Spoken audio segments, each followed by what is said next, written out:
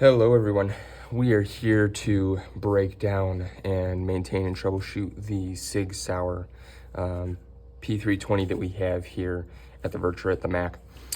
It's much like the Glock. If you've watched that video, it's pretty much the same except for the breakdown of the actual firearm and basically vice versa. It's going to have the same operation in the barrel here, but we'll get to it so that way if you're watching only this one, you can see how that works out. So first and foremost, we need to take this tail piece out. So we're going to use our little tool here. We're going to unscrew this.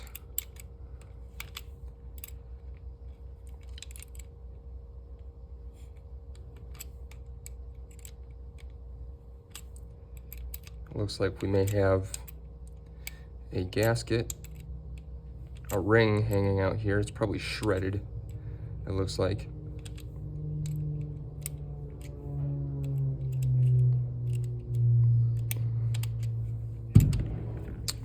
All right, so this gasket right here does not need to be oiled. This is basically just in there so that it seats properly and it stays in place. We will replace this just so we can get a new one in there. So I will do that in just a moment after we pull the rest of this apart. So now that we have this open, keep in mind that remember after we've taken this screw off, that this cannot be sent home by letting it go. You have to do so slowly. If you send it home without this screw in there, without doing so slowly, if you just send it, then it can do damage to the pin, the ball in here that activates the laser. So we don't want to do that. That can ultimately damage and destroy our barrel here. So next thing we're going to do is we're going to open that back up. We're going to pull this tail piece off here. Sometimes it's a little difficult to get these off and out because of the way that they're wedged in there. On the bottom here, you see our tube that's placed in there. That tube is for the air to come from the magazine and into the firearm. That's what sends the slide back, the activation of that. So we'll set that aside.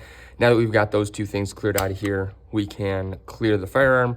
We're gonna pull this back.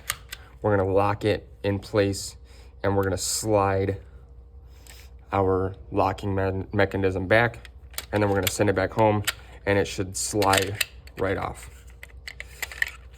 Looks like the spring was coming off there. Now we'll take the barrel out. After we take the barrel out here, this piece has our insert. This insert can be taken out.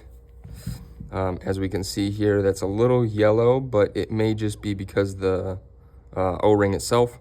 We always have this nipple sticking out here by the O-ring. We're gonna pull this piece out, and again, this has another O-ring on there, okay?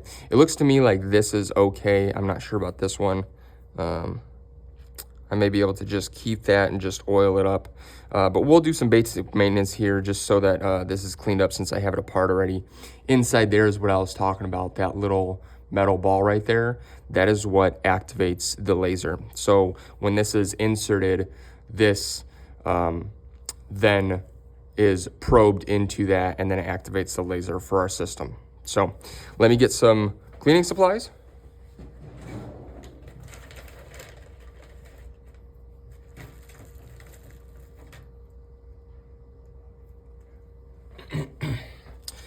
All right, so I'll just take not very hard, but take a swab, clean that out of there. Usually you don't get too dirty. It's not like firing an actual firearm, but it does get a little bit of grease and dirt buildup in there. You can also use this for that. And then we'll just take a patch and wipe some things down here. So as far as these O-rings go, these do need to be oiled. You don't want metal on metal, much like a real firearm. So what we're going to do is we're going to use our Lucas oil, or Lucas oil only. If we use like a hops or something like that, it could ultimately destroy our O-rings a lot faster, shred them up, disintegrate them, harden them up. So what we want to do is use this. If we were to replace these, before I get ahead of myself here, if we were to replace these, we can pinch these And when we pinch those, we have space to be able to pull that out with a dental tool or something else. Same with this one. And then if we are replacing them, it's no problem for you to have to roll them on and to push it onto the item as long as it doesn't get destroyed. So just remember that if you need to replace these, they are difficult to take off. Don't stab yourself with the dental tool. And they are relatively difficult to get on, but not impossible. So you are able to do that. So we'll go ahead and we will lube our pieces up here. A little bit on here.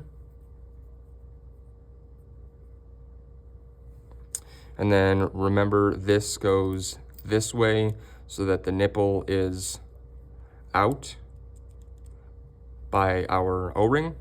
This little trick, an indication is that this will be flush. It doesn't have to be flush.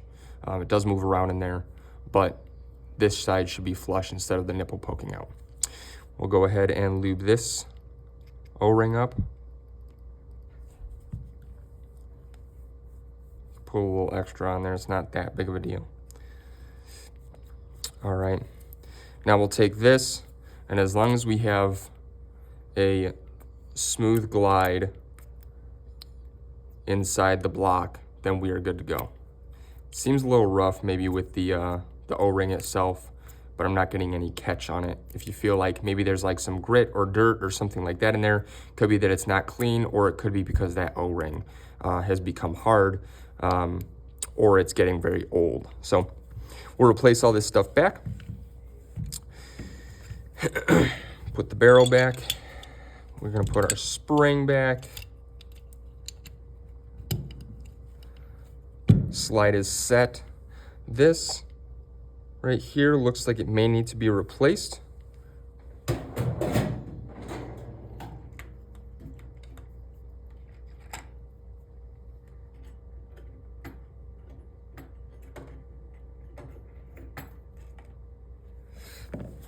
All right, so I am going to pull this out with needle nose pliers. So it's starting to get there a little bit. If you can see, there's a little ring in between where it would seat in each part, in the tail piece and the block. That ring right there can start to create cracks, things of that sort. So we want to get rid of this one because eventually it's just going to go out. So we'll replace this.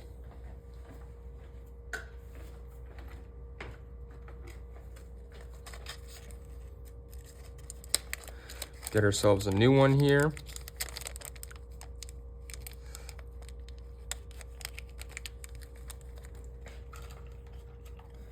Not always do I replace the air tube and the O-rings every time, but if I'm replacing one O-ring, I typically replace both. So if the O-rings are good and you just need to replace this, you can do that, and vice versa.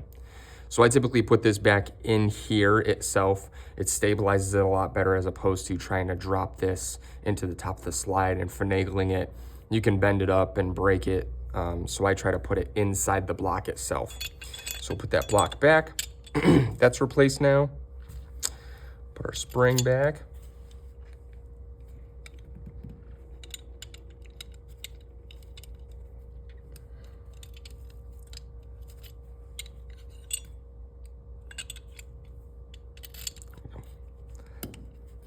All right, that is back in there.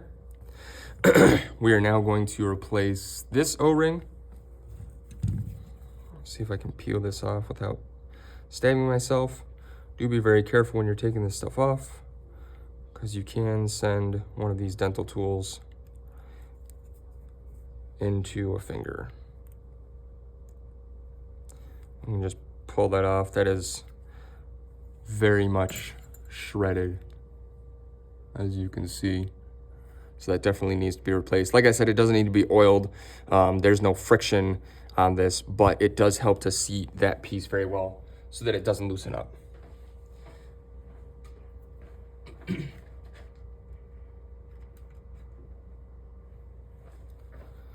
Take a look at our new one really quick. Looks to be in good order. Sometimes we do have to use the dental tool to get back on. This one's big enough and stretchy enough that we don't have to do that, but it does happen. We want to try to get it as far down as we can. Awesome.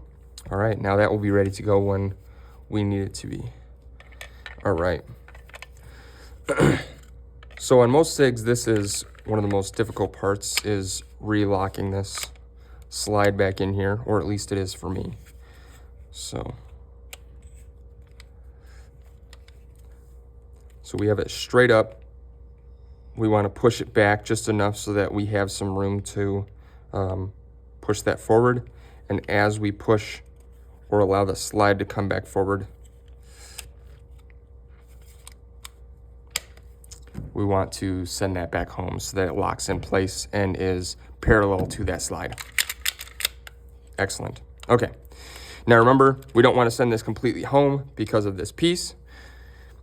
We are going to replace this tail piece.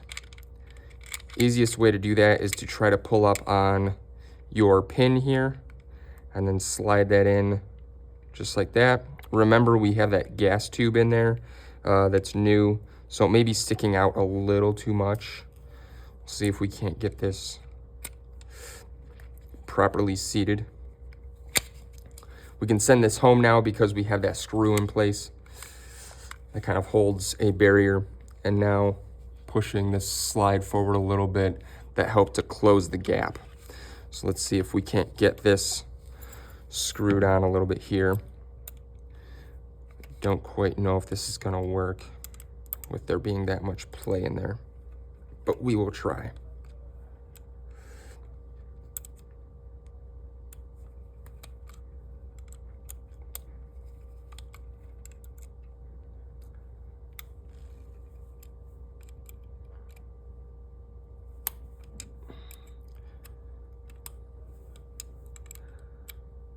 Looks like it may be working. Yeah, excellent. We're gonna lube up our firearms just as we would with any other firearm. This one looked good to me. I just didn't mention that to you guys. I think it's been pulled apart and put back together recently anyway.